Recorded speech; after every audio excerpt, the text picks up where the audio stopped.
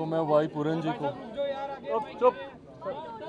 अपनी तरफ से, अपनी सरकार की तरफ से श्रद्धांजलि देता हूं।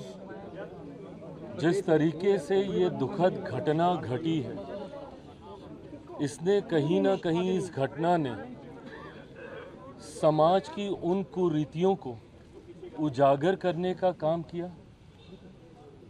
जिसने ये दर्शाया कि आज भी 21वीं सदी में भी जात पात धर्म मजहब को लेकर किस तरीके से लोगों को प्रताड़ित किया जाता है।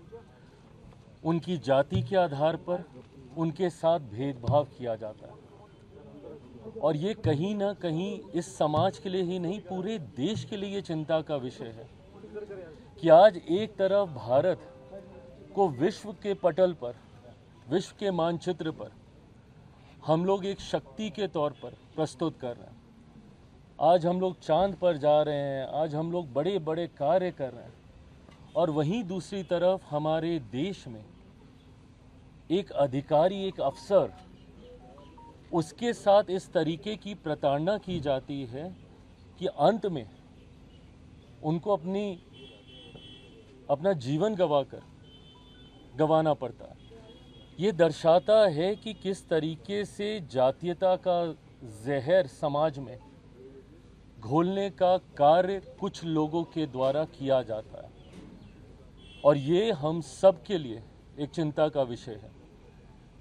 भारत एक ऐसा देश है जहाँ पे हर जात, हर धर्म के लोग एक दूसरे के साथ मिलजुल कर रहने का प्रयास करते हैं, पर कुछ ऐसे असामाजिक तत्व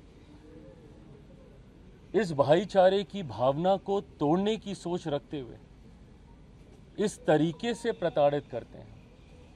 आज परिवार से मिलकर, और सिर्फ मैं चिराग पासवान की हैसियत से नहीं, ये मेरा परिवार है, परिवार का सदस्य बनकर तो मैं आया ही हूँ, पर अपनी सरकार से ये विश्वास लेकर, ये विश्वास दिलाने में आया हूँ परिवार को कि हर वो मांग जो परिवार रखता है वो पूरी की जाएगी, और ये जल्द कार्रवाई होगी बिना किसी विलंब के।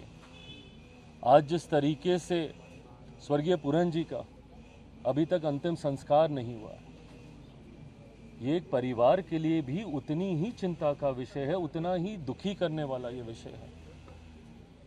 ऐसे में परिवार को मैं ये विश्वास दिलाता हूँ सरकार की तरफ से कि जो मांग परिवार की है उसको जल्द पूरा किया जाएगा, और साथ ही में इसके माध्यम से ये संदेश समाज में जाना चाहिए। और इस बात को मैं बहुत जिम्मेदारी से मैं समझता हूं कि अगर इसके ऊपर कार्रवाई नहीं होगी तो कोई दूसरा दलित परिवार संभवतः अपने बच्चों को पढ़ने के लिए IAS IPS ऑफिसर बनाने के लिए कभी प्रोत्साहित नहीं करेगा। कोई गरीब दलित परिवार कभी मुख्य धारा के साथ जुड़ने की सोच नहीं रखेगा अगर इस परिवार को न्याय नहीं मिला। इस परिवार को न्याय मिलेगा, ये मैं विश्वास दिलाता हूँ प्रधानमंत्री जी की तरफ से, गृह मंत्री जी की तरफ से।